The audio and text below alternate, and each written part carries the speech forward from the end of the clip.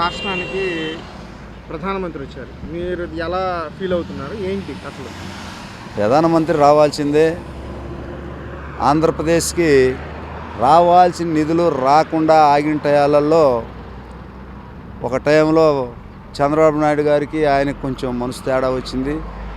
దానివల్ల కొన్నాళ్ళకి వాళ్ళు తెలుసుకొని వీళ్ళు తెలుసుకొని దాన్ని మళ్ళా సమూహ విధానం భావంతో చంద్రబాబు నాయుడు గారు, ప్రధానమంత్రి నరేంద్ర మోడీ గారు ఇద్దరు ఐక్యత విధాన భావంతో మళ్ళా ఆంధ్రప్రదేశ్ని అపురూపంగా తీర్చిదిద్దేదానికి ముందుకు రావాలనే ఒక ఆలోచనతో బాబు గారు, ఇటు పవన్ కళ్యాణ్ గారు, ఇటు బీజేపీ పొత్తుతోటి మళ్ళీ ఆంధ్రప్రదేశ్ని అపురూపం తీర్చిదిద్దడానికి ముందుకు వస్తున్నటువంటి విషయంలో ఈ రోజున ఈ కార్యక్రమం అపురూపంగా ముందుకు నడిచి ప్రజానిక విధాన భావాల్లో ప్రతి ఒక్కరు కూడా తండోపతండాలుగా వచ్చేసి ఈ యొక్క కార్యక్రమాన్ని జయప్రదం చేసేదానికి సమసిద్ధమైనటువంటి ఆలోచన ఈరోజు జరిగిందని చెప్పి సముఖం మీద నేను తెలియజేస్తా ఉన్నా. ఇప్పుడు జరిగిన ఈ సభలో ఆంధ్ర రాష్ట్రానికి న్యాయం జరిగిద్ది అనుకుంటున్నారా? ప్రత్యేక హోదా వస్తుందా?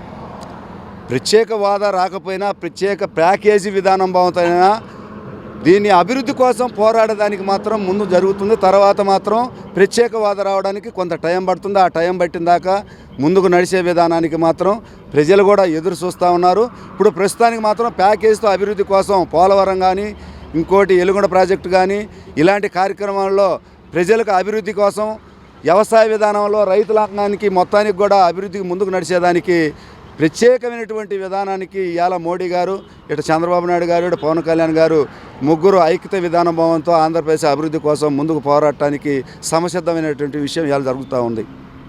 ఇప్పుడు మన రాష్ట్రానికి 10 సంవత్సరాల తర్వాత మోడీ గారు వచ్చారు. ఇప్పుడు బీజేపీకి సీట్లు ఎన్ని అంటున్నారు? మరి ఎంపీ 6 సీట్లు ఇవ్వాలని చెప్పి నిర్ణయం చేశారు.